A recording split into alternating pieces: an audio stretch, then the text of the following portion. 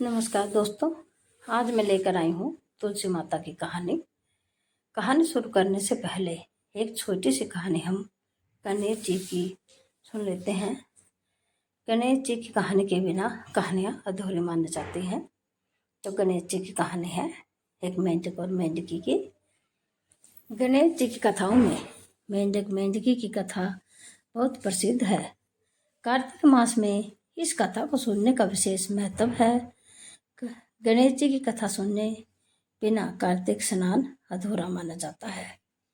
हिंदू धर्म में प्रथम पूजनीय देव गणेश जी की कई धार्मिक कथाएं हैं।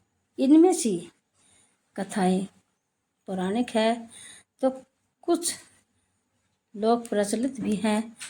आज हम आपकी मेंढक व मेंढकी की एक ऐसी ही लोक कथा के बारे में बताने जा रहे हैं जो कार्तिक मास सहित विभिन्न धार्मिक अवसरों पर कहने सुनने की परंपरा है। मानते हैं कि इस कथा के बिना कार्तिक मास का तो स्नान ही अधूरा है। एक समय एक मेंढक व मेंढकी का जोड़ा था। इनमें से मेंढकी हमेशा भगवान विनायक यानी गणेश जी की पूजा अर्चना करती थी। उन्हीं का नाम हर समय जपती रहती थी। यह देखकर मेंढक को गुस्सा आता है। एक बार उसने गुस्से में मेंढकी को कहा कि तू पापी है जो हर समय पर पुरुष का नाम लेती रहती है। इस पाप को करना बंद कर। धमकी भी दी कि यदि आज के बाद विनायक जी का नाम लिया तो वह उसका सिर फोड़ देगा। कथा के अनुसार मेंढक की इस बात से गणेश जी उससे नाराज हो जाते हैं।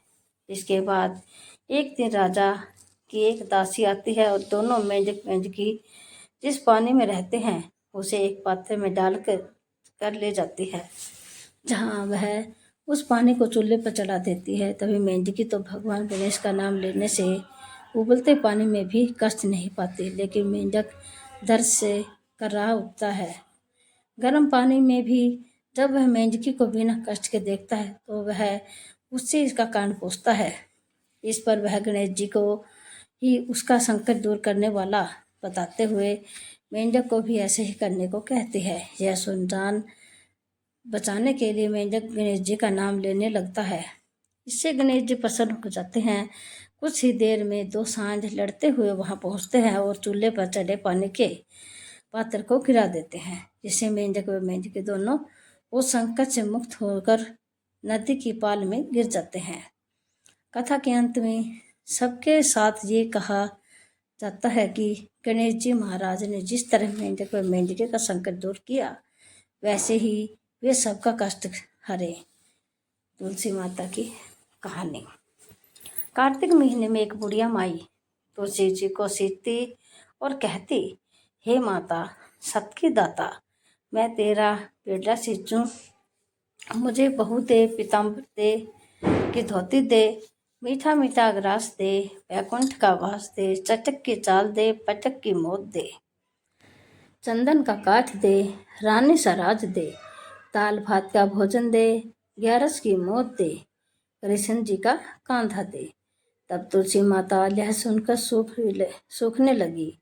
तो भगवान ने पूछा कि हे तुलसी, तुम क्यों सूख रही हो, जबकि सभी औरतें तुम्हें सींचने आती हैं और फिर भी तुम सूख रही हो।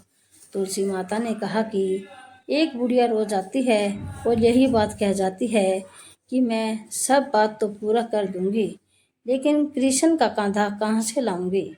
तो भगवान बोले, जब वो मरेगी तो मैं अपने आप कांधा दे आऊँगा। तुम बुढ़िया माई से यही कह देना। अगले दिन बुढ़िया माई जब तुलसी सींचने आई तो तुलसी माता ने आशीर्वाद दिया कि जो तुम चाहती हो वही मिलेगा। यह बात सुन बुढ़िया माई खुशी खुशी अपने घर गई और कुछ ही दिन बाद एकादशी का दिन आया। उस दिन बुढ़िया माई मंदिर गई थी और उस दिन तुलसी माता ने बुढ़िया माई की प्रार्थना स्वीकार कर ली और उसे एकादशी का दिन ही दिया और वह बुढ़िया वहीं पर मर गई। सब लोग इधर उधर से वहां पर इकट्ठे हो गए। जब बुढ़िया माई को ले जाने लगे तो वह किसी से न उठी। तब भगवान एक 12 वर्ष के बालक का रूप धारण करके आए।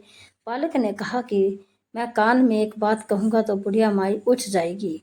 बालक ने कान में कहा, बुढ़िया माई मन की निकाल ले, पीताम्बर की धोती ले, मीठा मीठा ग्रास ले, बैकुंठ का वास ले, चटक की चाल ले, पटक की मौत ले, कृष्ण जी का कांधा ले।